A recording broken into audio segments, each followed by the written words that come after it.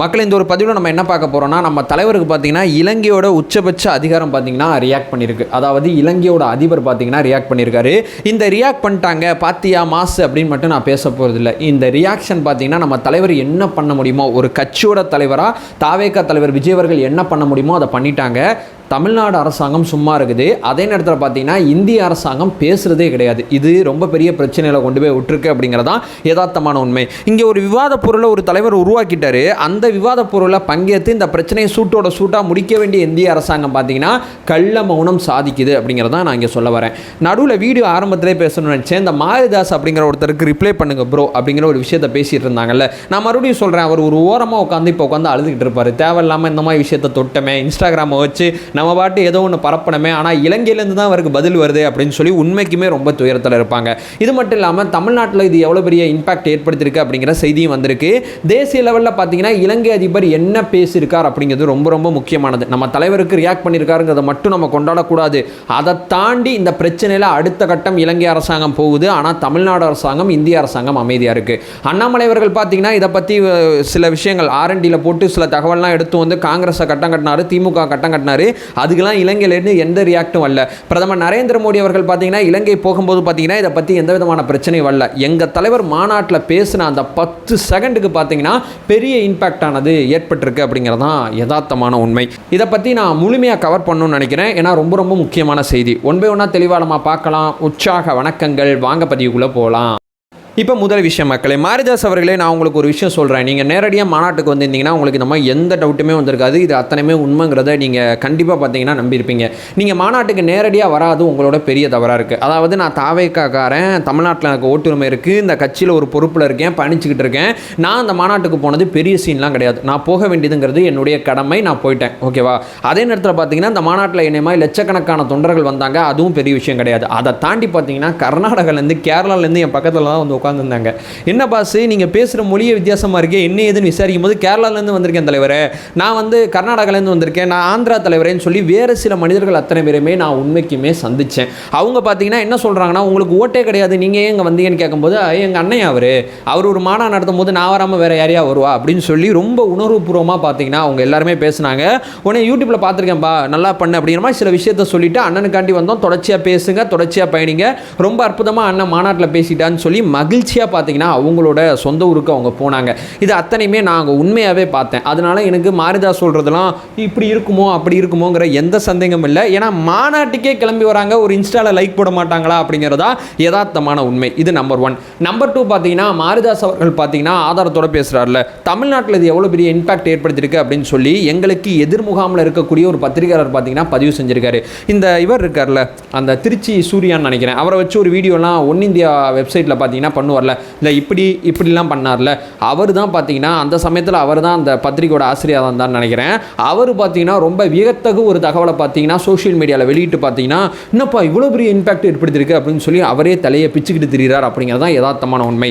அதாவது பார்த்தீங்கன்னா மிக முக்கியமாக அந்த ஊடகங்களில் வந்து எந்தெந்த செய்திகள் எவ்வளோ தூரம் பார்க்கப்படுது அப்படிங்கிறத தொடர்ச்சியாக பார்த்தீங்கன்னா BARC அப்படிங்கிற ஒரு அமைப்பு, இதை பற்றி மாரிதாஸ் அவர்களே நீங்கள் கூகுள் பண்ணி பார்த்து தெரிஞ்சுங்க. இந்த அமைப்பு பார்த்தீங்கன்னா வாரம் பார்த்தீங்கன்னா எந்த செய்தி எவ்வளோ தூரம் போயிருக்கு அப்படிங்கிற மக்களோட அந்த உணர்வு எப்படிப்பட்டதாக இருக்குது, எந்த செய்தியை கவனிச்சிருக்காங்க அப்படிங்கிற விஷயத்தை பெருசாக பார்த்தீங்கன்னா இவங்க கன்சிடர் பண்ணிட்டே வருவாங்க. அந்த வகையில் பார்த்தீங்கன்னா வீக் 33 அப்படிங்கிற இந்த வீக், அதாவது நம்ம மாநாடு நடத்தின வீக்கில் பார்த்தீங்கன்னா இவங்க அவங்க ரிசர்ச் பேப்பரை பார்த்தீங்கன்னா வெளியிடும் போது பார்த்தீங்கன்னா பெரிய இம்பாக்ட் ஏற்படுத்தியிருக்குங்கிறத அவங்களே சொல்கிறாங்க. அதாவது பார்த்தீங்கன்னா கலைஞர் அவர்கள் தமிழ்நாட்டில் மறையும் போது எவ்வளோ பெரிய இம்பாக்ட் ஏற்படுத்துச்சோ, அதே நேரத்தில் ஜெயலலிதா அவர்கள் மறையும் போது எவ்வளோ பெரிய இம்பாக்ட் ஏற்படுத்துச்சோ, அந்த செய்தி எவ்வளோ தூரம் மக்கள் பார்த்துருப்பாங்க, வெள்ள பாதிப்பு வரும்போது எவ்வளோ தூரம் பார்த்துருப்பாங்க, கொரோனா பீரியட் வரும்போது அந்த செய்தி, அந்த முதல் லாக்டவுன் போடும்போது எவ்வளோ தூரம் பார்த்தாங்க, இந்த அளவுக்கு பார்த்தீங்கன்னா அந்த மாநாட்டை மக்கள் பார்த்துருக்காங்க. ஸோ இது பார்த்தீங்கன்னா நார்மலாக அந்த செய்தி போயிட்டே இருக்கும்போது இந்த மாதிரி செய்தி வரும்போது 2-3 மடங்கு பார்த்தீங்கன்னா தொலைக்காட்சியை பார்ப்பாங்க. அந்த அளவு பார்த்தீங்கன்னா அந்த மாநாட்டை தமிழ்நாட்டு மக்கள் கண்டுகளிச்சிருக்காங்க அப்படிங்கிறதான் யதார்த்தமான உண்மை அப்படிங்கிறத அவர் பதிவு செஞ்சிருக்காரு. இதன் மூலமாக பெரிய இம்பாக்ட் ஏற்படுத்தியிருக்கு அப்படிங்கிறத ஆழமாக பதிவு செஞ்சிருக்காரு. இது பார்த்தீங்கன்னா விக்ரவாண்டி மாநாட்டோட 3 மடங்கு பேர் பார்த்தீங்கன்னா அந்த மாநாட்டை பார்த்துருக்காங்க, மதுரை மாநாட்டை அப்படிங்கிறத ஆழமாக தெளிவாக பதிவு செய்கிறாரு. இது தமிழ்நாட்டில் தமிழ்நாட்டில் ஏற்படுத்தின இம்பாக்ட், அது சம்மந்தப்பட்ட ட்வீட்டை கூட நான் சைடில் போடுறேன். இது ஒன்றா. இப்போ ரெண்டாவது, தேசிய லெவலில் எவ்வளோ இம்பாக்ட் இருக்குன்னா எவ்வளோ பேர் உட்காந்து ரியாக்ஷன் வீடியோஸ் போட்டுக்கிட்டு இருக்காங்க அப்படிங்கிறது உங்கள் கவனத்துக்கே வச்சிடறேன். சில பேர் போட்ட ரியாக்ஷன் வீடியோலாம் ஏகப்பட்ட வீடியோக்கள் பார்த்தீங்கன்னா இன்ஸ்டாலையும் ட்விட்டர்லையும் ஷேர் ஆகிட்டு இருக்கு. இது எல்லாமே நீங்கள் பார்த்துருப்பீங்க. இதை தாண்டி இதெல்லாம் விட்டுருங்க. இந்த அமைப்பு சொல்கிறது, இந்த ரிசர்ச் சொல்கிறது, இதெல்லாம் விட்டுருங்க. இலங்கையோட அதிபர் பார்த்தீங்கன்னா ரியாக்ட் பண்ணுவாரா? அதாவது எங்கள் தலைவர் கச்சத்தீவை பற்றி பேசும்போது இலங்கை அதிபர் பார்த்தீங்கன்னா முதல்ல, அதாவது இலங்கையோட அதிபர் லிஸ்ட்லேயே பார்த்தீங்கன்னா கச்சத்தீவுக்கு இது வரைக்கும் யாருமே போனது கிடையாதான். இவர் தான் ஃபர்ஸ்ட் டைம் பார்த்தீங்கன்னா கச்சத்தீவுக்கு போயிருக்கார். அதாவது இவர் யாழ்ப்பாணத்துக்கு போயிருக்காருங்க. யாழ்ப்பாணத்தில் பார்த்தீங்கன்னா மிக முக்கியமாக 2 நாள் பயணமாக போயிருக்காரு. அங்கே இருக்கக்கூடிய ஒரு துறைமுகத்தோட வளர்ச்சி பணிகளை பார்த்தீங்கன்னா தொடங்கி வச்சிருக்காரு. அதுக்கப்புறம் பார்த்தீங்கன்னா யாழ்ப்பாணத்தில் சர்வதேச கிரிக்கெட் மைதானம் ஒன்று 40,000 பேர் உட்கார்ற மைதானத்தை பார்த்தீங்கன்னா ஓப்பன் பண்ணியிருக்காரு. ஈவினிங் 5 மணிக்கு பார்த்தீங்கன்னா திடீர்னு படகு எடுத்துட்டு வாங்க நம்ம கச்சத்தீவுக்கு போகலான்னு சொல்லி கச்சத்தீவுக்கு போயிருக்காரு. கச்சத்தீவில் போய் 1 மணி நேரம் அங்கே உட்காந்து பார்த்தீங்கன்னா யோசனைகள் ஆலோசனைகள் அத்தனையுமே பண்ணியிருக்காரு.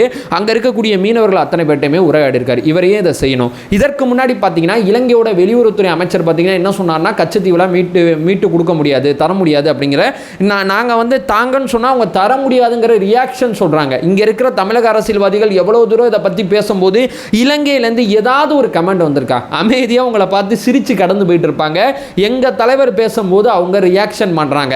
இலங்கையோட உச்சபட்ச அதிகாரத்தில் இருக்கக்கூடிய ஒருத்தர் பார்த்தீங்கன்னா இதுவரைக்கும் யாருமே கச்சத்தீவுக்கு போல 1 மணி நேரம் அந்த மனுஷமே கச்சத்தீவில் உட்காந்து வந்திருக்கார் அப்படிங்கிறது யதார்த்தமான உண்மை. இதுவரைக்கும் ஒரு தாவேக்காரனுக்கு மிக முக்கியமான பல்வேறு விதமான செய்தியை நான் சொல்லியிருப்பேன். அதை தாண்டி பார்த்தீங்கன்னா மிக முக்கியமான சாப்டருக்கு இப்போ தான் நம்ம வரோம். சரி, என்ன சொன்னாங்கன்னு எடுத்து பார்த்தா இலங்கையில் அந்த கச்சத்தீவை திருப்பி கொடுக்க மாட்டோம்னு சொல்லிட்டாங்க.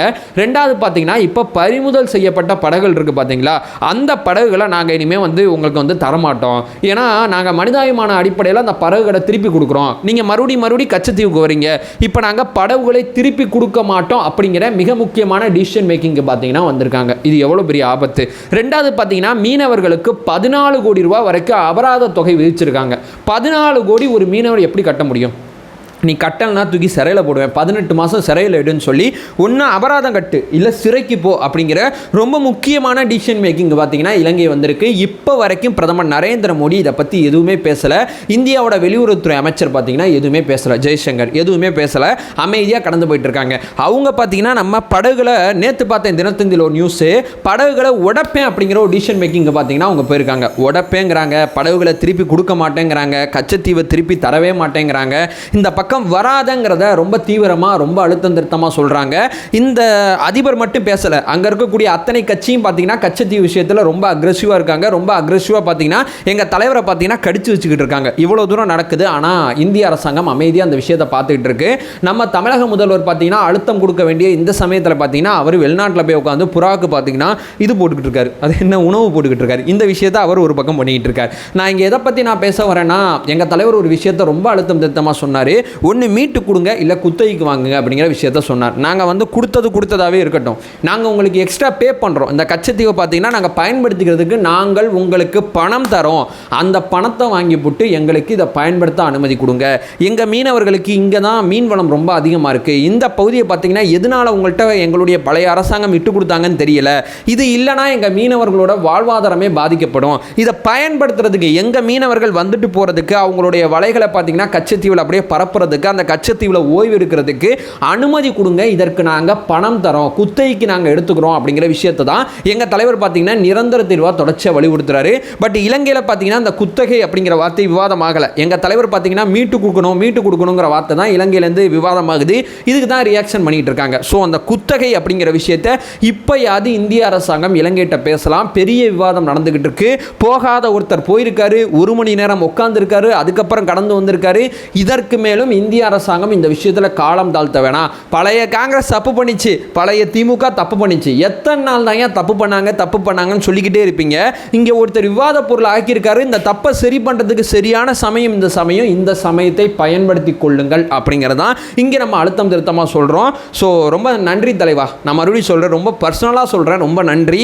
ஏன்னா யார் அடித்தாலும் அந்த பக்கத்துலேருந்து எந்த ரியாக்ஷனும் வரல. நீங்கள் அடிக்கும்போது ஒரு ரியாக்ஷன் வந்துச்சு பார்த்தீங்களா, அந்த ரியாக்ஷன் ரொம்ப முக்கியமானது. இந்த ரியாக்ஷனை இந்திய அரசாங்கம் பயன்படுத்தணும். இந்த வீடியோவில் நான் 10 தடவை இந்த வார்த்தையை பயன்படுத்தியிருப்பேன். ஏன்னா முக்கியமான சமயம். இவங்க அடுத்த கட்டம் போகிறாங்க. அடுத்த கட்டம் போகிறதை இங்கே இழுக்கணும். படகை திருப்பி தரமாட்டேன், படகை உடைப்பேன், மீனவர்களை தூக்கி சிறையில் போடுவேன், இந்த பக்கம் வராதன் மிரட்டல் விடுக்கிறாங்க. இப்போ நம்ம இந்திய வெளியுறவுத்துறை என்ன பண்ணுறாங்க, நம்ம பிரதமர் என்ன பண்ணுறாங்க, தமிழ்நாட்டோட முதலமைச்சர் என்ன பண்ணுறாங்கங்கிற கேள்வி எனக்கு வருமா வராதா? அந்த செய்தியாளர் சந்திப்பை பார்த்த அத்தனை பேருக்குமே அந்த கேள்வி வரும். தயவு செய்து உடனடியாக ரியாக்ட் பண்ணுங்க. ஏதாவது ஒன்று சொல்லுங்க, பேச்சுவார்த்தை கிளங்க. இல்லை அவங்க லொக்கேஷனுக்கு பார்த்தீங்கன்னா நம்ம பிரதமர் நரேந்திர மோடி அவர்கள் பயண திட்டத்தை பார்த்தீங்கன்னா அங்கே கொண்டு போங்க. ஏதாவது ஒன்று பண்ணுங்க. விவாதம் நடக்குது, இந்த சமயத்தை பயன்படுத்துங்கிறது தான் என்னுடைய பிரதானமான ஆதங்கம். அதை சொல்லிட்டு இந்த வீடியோ நான் எண்ட் பண்ணிக்கிறேன். நம்ம சேனலை ஃபர்தராக ஃபாலோ பண்ணிங்கன்னா பல்வேறு விதமான விஷயத்தை நம்ம பேசிகிட்டு இருக்கோம். நம்மளோட ஒரே நோக்கம் அறியாமை அகற்ற வேண்டும், அறியாமை அகற்றப்பட வேண்டும். Thank you so much.